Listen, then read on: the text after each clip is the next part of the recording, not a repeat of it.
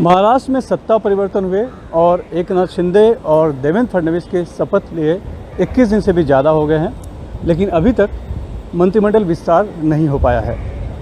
इसको लेकर अलग अलग कयास लगाए जा रहे हैं। विपक्ष रोज़ इस पर सवाल उठा रहा है कि सिर्फ 2 मंत्री, मुख्यमंत्री और उप मुख्यमंत्री ही सरकार चला रहे हैं और इनके अंदर एक तरह से गुटबाजी है।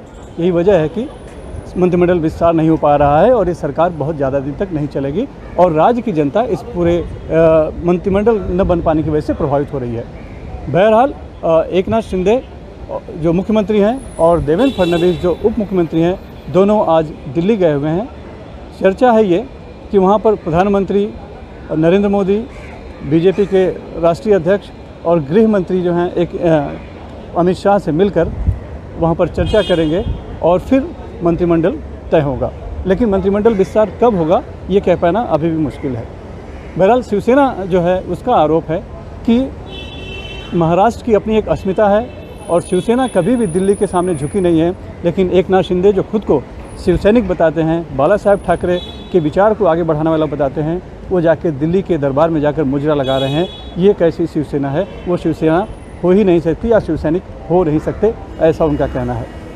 यहाँ देखें, सिर्फ एकनाथ शिंदे ही जब से उन्होंने शपथ ली है उसके बाद ये तीसरा दौरा है उनका दिल्ली में। एक बार विश्वास मत प्राप्त करने के बाद वो दिल्ली गए थे, वहाँ पर उन्होंने जाकर सदिच्छा भेंट की थी प्रधानमंत्री से, गृह मंत्री के साथ में और साथ ही बीजेपी के राष्ट्रीय अध्यक्ष के साथ में। और बीच में वो कुछ दिन पहले वो गए थे, तब गए थे जब वहाँ शिवसेना के बागी सांसदों ने लोकसभा स्पीकर से मिलकर अपना एक अलग गुट की मान्यता दिए जाने की मांग की थी।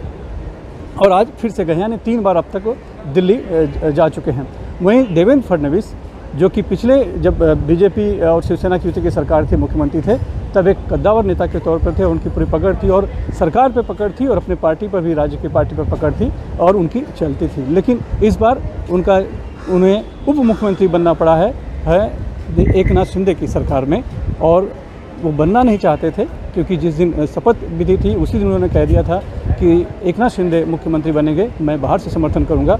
लेकिन बीजेपी के राष्ट्रीय नेतृत्व ने उन पर एक तरह से दबाव डाला और फिर वो एक अनुशासित पार्टी और एक पार्टी के अनुशासित सिपाही होने के नाते उन्होंने इस बात को मान लिया। लेकिन वो भी, उनकी भी कहीं ना कहीं एक तरह से पर कतरा गया है इस सरकार में, ये समझ में आ रहा है, क्योंकि वो भी निर्णय अपने से मन से नहीं ले पा रहे हैं। उनकी भी पूरी जो भी करना है वो दिल्ली से की इच्छा पर ही उन्हें आगे बढ़ना है। यही वजह है कि इसमें देरी हो रही है और जो भी हो रहा है बताया जा रहा है कि इस सब के पीछे राष्ट्रीय केंद्रीय जो बीजेपी का केंद्रीय नेतृत्व है वहीं से सब कुछ संचालित हो रहा है। ये मुख्यमंत्री चाहे एकनाथ शिंदे हो या फिर देवेंद्र फडणवीस हो, ये सिर्फ वहाँ के आदेशों का पालन कर रहे हैं। यानी जो भी इस समय शिंदे सरकार या देवेंद्र फडणवीस सरकार बनी है, वो हर एक निर्णय के लिए क्या दिल्ली केंद्र के नेतृत्व पर आधारित है, ये एक सवाल उठ रहा है और शायद यही वजह है कि मंत्रिमंडल विस्तार इतने जल्दी नहीं हो पा रहा है। बहरहाल एकनाथ शिंदे के गुट के जो प्रवक्ता है दीपक केसरकर, उनका कहना है कि जब हम शिवसेना में थे तब हम यहाँ पर उद्धव ठाकरे की बात सुना करते थे और हमने कहा था कि बीजेपी से आप जो है गठबंधन कीजिए।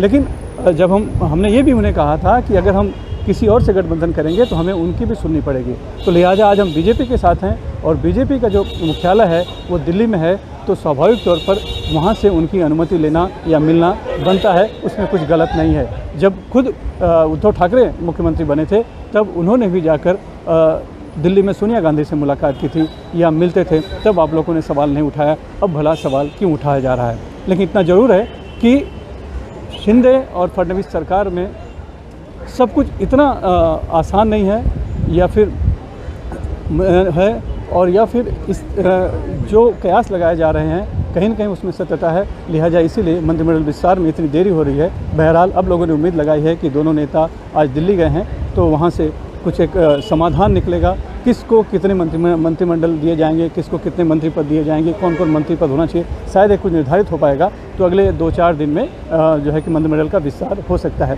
लेकिन इस बार इतना ज़रूर है कि जिस तरह से एकनाथ शिंदे के नेतृत्व में शिवसेना का बागी गुट आया है, ज़्यादा से ज़्यादा मंत्री पद उन्हीं को मिलेगा और बीजेपी में भी जो पिछली बार 2019 के चुनाव के बाद बहुत से नेता जो कांग्रेस से, एनसीपी से, दूसरे दलों से आए थे, उनको ज़्यादा पहले प्रमुखता दी जाएगी। जो बीजेपी के पुराने नेता हैं उनको शायद इस बार सब्र करना पड़े, क्योंकि खुद इस सरकार में पहले मुख्यमंत्री रहे देवेंद्र फडणवीस को भी उप मुख्यमंत्री पद से सब्र करना पड़ा। मुंबई से कैमरामैन अशोक महाडिक से सुनील सिंह, NDTV इंडिया।